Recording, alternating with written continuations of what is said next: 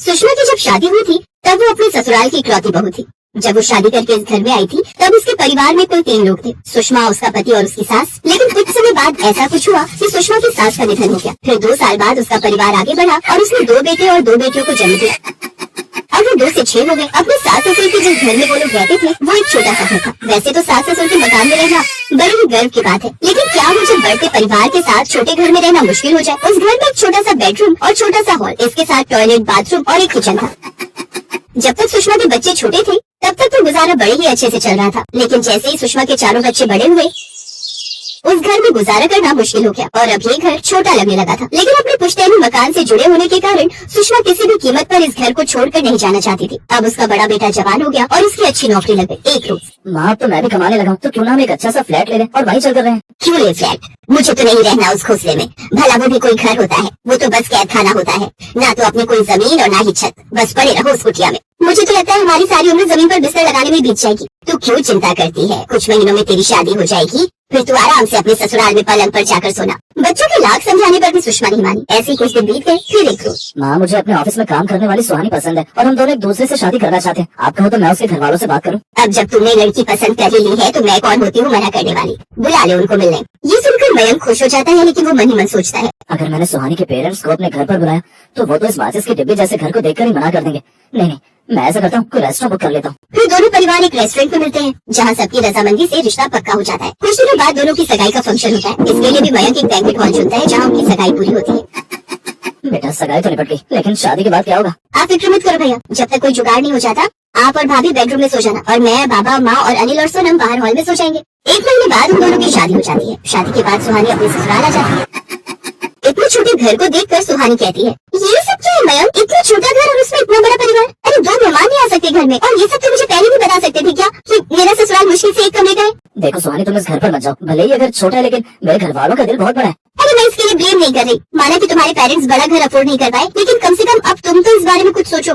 तुम तो ठीक ठाक कमाते हो तो आगे की सोचो। सोचकर कोई फायदा नहीं है सुहानी, माँ इसके लिए कभी नहीं मानेगी। वो इस घर को छोड़कर कहीं नहीं जाएगी। लेकिन क्यों? वो मुझे नहीं पता, लेकिन बस मैं इतना चाहता हूँ कि तुम थोड़ा एडजस्ट करना सीख जाओ। उफ, अब एडजस्ट करने के अलावा कोई ऑप्शन छोड़ा भी है तुमने? चलो ठीक है, मैं ट्राई करूंगी। शादी के बाद बुआ मेहमान बनकर अभी भी घर में ही रुकी हुई थी।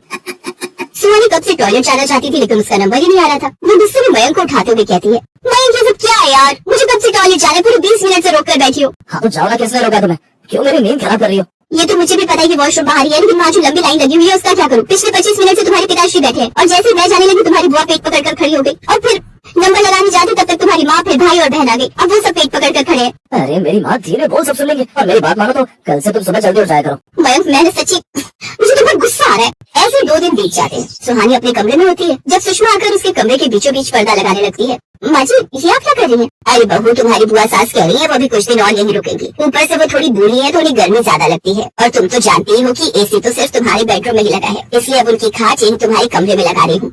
और तुम चिंता मत करो, बीच में ये पर्दा रहेगा तो तुम्हें कोई तकलीफ नहीं होगी और फिर बाहर हम सब ठीक से आ भी नहीं पाते। क्या अब अपना कमरा भी शेयर करना पड़ेगा? हाँ बहू, अब तुम्हारी शादी हो गई है, मायके के ठाट बाट भूल जाओ। अब ना तुम एडजस्टमेंट की आदत डाल लो और अब बेटे की शादी हो गई है तो मेहमानों को तो बाहर नहीं निकाल सकती ना। अब बूढ़ी बुआ की खाट सुहानी के कमरे में लग जाती है। यहाँ तक तो तब भी ठीक था, लेकिन एसी की ठंडी हवा में सोने से खुद को उसके देवर ननद भी नहीं रोक पाते और वो भी अपना गद्दा लेकर सुहानी के कमरे में डालकर सो जाते हैं। ये सब देख अब सुहानी का मुंह बनने लगता है और भले ही उसकी सास उसकी ये पीड़ा नहीं समझ पाती, लेकिन उसकी बुआ सास को सब समझ आ रहा था। सुहानी तो किसी से कुछ नहीं कहती, लेकिन बुआ उसकी पीड़ा समझ जाती है और इसके लिए वो मयंक के साथ मिलकर एक प्लान बनाती है। कुछ दिनों बाद मैं वापस चली जाऊंगी, इसलिए जाने से पहले मैं मनाली घूमना चाहती थी और मैं चाहती हूँ कि हम सब साथ में चलें, पूरा परिवार। न जाने बढ़ती उम्र के साथ फिर ये मौका मिले या ना मिले। और वो सब एक साथ मनाली चले जाते हैं, जहाँ घूमने के बाद वो सब थक चुके थे। फिर रात के समय वो सब होटल में पहुँचते हैं, जहाँ वो देखते हैं कि इतने बड़े परिवार के लिए मयंक ने सिर्फ एक ही कमरा बुक करवाया हुआ था। अरे ये तुमने क्या किया?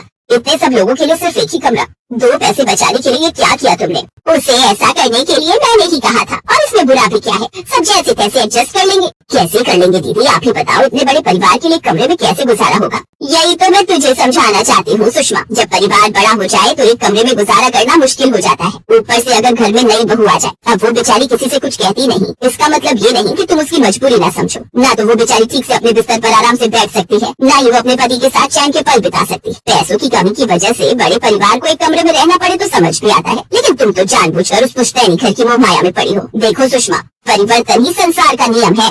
आप ठीक कहती हो। ना जाने अपने बच्चों की बात समझने में मुझे क्यों समय लगा। अब मैं अपने बड़े परिवार के लिए बड़ा घर लूंगी।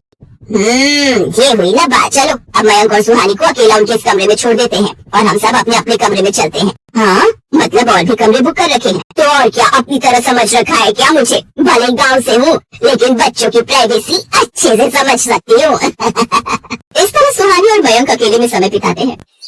फिर वापस आते ही सुषमा एक बड़ा घर ले लेती है जिसमें सबके पास एक एक कमरा होता है और अब वो सब खुशी खुशी साथ साथ रहते हैं। दिल्ली शहर में रहने वाली ऐश्वर्या दिखने में बेहद खूबसूरत थी। अपने माता पिता धर्मेंद्र और हेमा की वो इकलौती बेटी थी जिस वजह से वो उनकी बेहद लाडली थी। ग्रेजुएशन पूरी होने के बाद उसके माता पिता उसकी शादी के लिए लड़का ढूंढने लगे। मेरी बेटी अब जवान हो गई है, अब उसे शादी करके दूसरे घर जाना होगा, लेकिन मेरा तो ये सोच सोच कर ही बुरा हाल हो रहा है कि उसके जाने के बाद उसके बिना हम कैसे रहेंगे जी। इसी बात की चिंता तो मुझे भी खाई जा रही है हेमा। धर्मेंद्र चौहान का दिल्ली शहर में अपना 2 मंजिला मकान था जिसमें ग्राउंड फ्लोर पर वो खुद रहा करते थे और ऊपर की मंजिल बिल्कुल खाली थी। एक दिन संडे वाले दिन किसी अजनबी ने दरवाजे की घंटी बजाई। रुको माँ, मैं दरवाजा खोलती हूँ। ऐश्वर्या ने जैसे ही दरवाजा खोला तो सामने एक बहुत ही हैंडसम लड़का खड़ा हुआ था जिसका नाम था अखिल। जी मुझे पता चला कि आप अपने घर का ऊपर वाला फ्लोर किराए पर देना चाहते हैं। आप यहीं रुकिए, मैं पापा को बुलाकर लाती हूँ। हाँ, क्या बात है, बताओ। अंकल, वो एक्चुअली मैं अपने पेरेंट्स के साथ 2 दिन पहले ही इस शहर में आया हूँ। मेरी यहाँ नई नई जॉब लगी है तो मुझे आपका घर किराए पर चाहिए था। लेकिन बेटा, मुझे अपना घर किराए पर देने में कोई इंटरेस्ट नहीं है। अरे दे दीजिए ना, देखो तो बेचारा कितना मासूम लगता है। और वैसे भी कल को जब ऐश्वर्या ब्याह करके चली जाएगी तब हम इस घर में अकेले ही रह जाएंगे, तो कम से कम और कोई होगा तो मन तो लगा रहेगा ना। आंटी जी, आपने बिल्कुल ठीक कहा। जब आपकी बेटी शादी करके चली जाएगी तो मैं आपका मन अच्छे से लगा कर रखूंगा, आपको बिल्कुल भी बोर नहीं होने दूंगा। अरे वाह बेटा, तुम तो बहुत अच्छी बातें करते हो और जल्दी घुल मिल भी जाते हो। एक काम करो, तुम अपने पेरेंट्स के साथ कल ही ऊपर वाले फ्लोर पर रहने आ जाओ, मैं तब तक साफ सफाई करवा कर रखूंगी।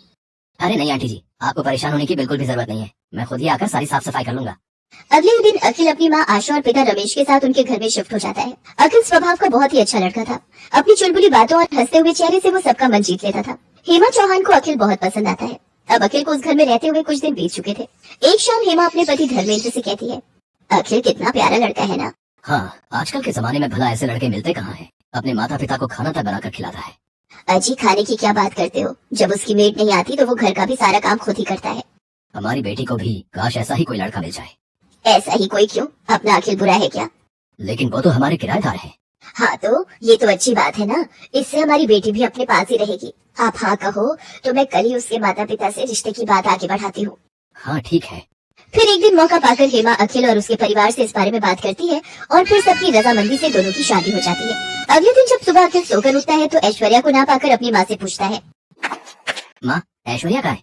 पता नहीं बेटा, मैं भी उसे ही ढूंढ रही हूँ। आज उसकी पग फेरों की रस्म जो है। लेकिन ऐश्वर्या तो बड़े मजे से अपने पेरेंट्स के पास जाकर चाय पी रही थी।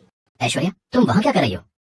चाय पी रही हूँ, मुझे अपने इस कप में ही चाय पीना पसंद है और बाथरूम भी मैं सिर्फ अपना ही यूज करती हूँ, ऊपर का वो रूम मुझे पसंद नहीं।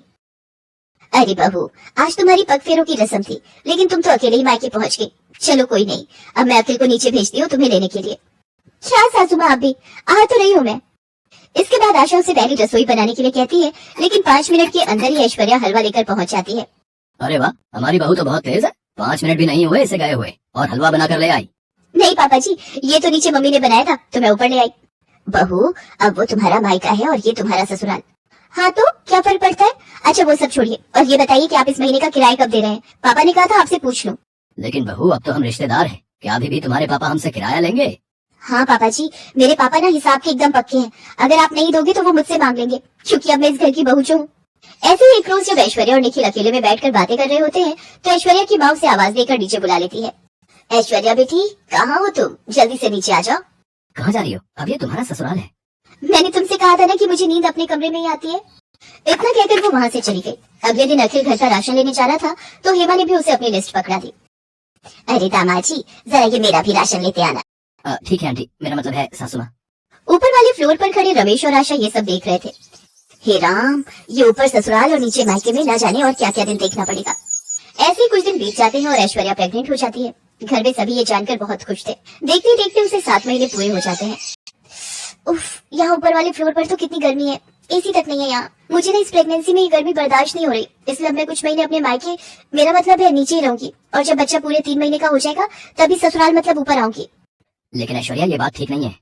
कोई बात नहीं बेटा, जाने दे बहू को, ऐसी हालत में इसे परेशान ना कर। और ये 4 सीढ़ी नीचे तो जा रही है, जब तेरा दिल करे मिलाया कर इससे। नहीं मम्मी जी, ये बात ठीक नहीं। आखिर 10 दिन में एक बार मिलने आ सकते हैं। अरे आखिरकार वो मेरा मायका है ना, अखिल जी का रोज रोज वहाँ आना अच्छी बात नहीं। ठीक है बहू, जैसा तुम्हें ठीक लगे।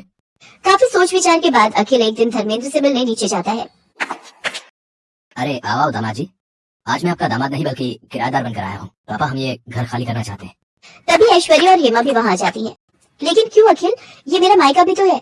इसलिए तो खाली करना चाहता हूँ क्योंकि ऊपर ससुराल और नीचे मायके ने मुझे मेरी ही बीवी बच्चों से दूर रहने पर मजबूर कर दिया है। और हाँ, कल ही हम यहाँ से शिफ्ट हो रहे हैं अपने नए घर में, तो परसों मैं अपनी बीवी को लेने आऊंगा एक दामाद बनकर।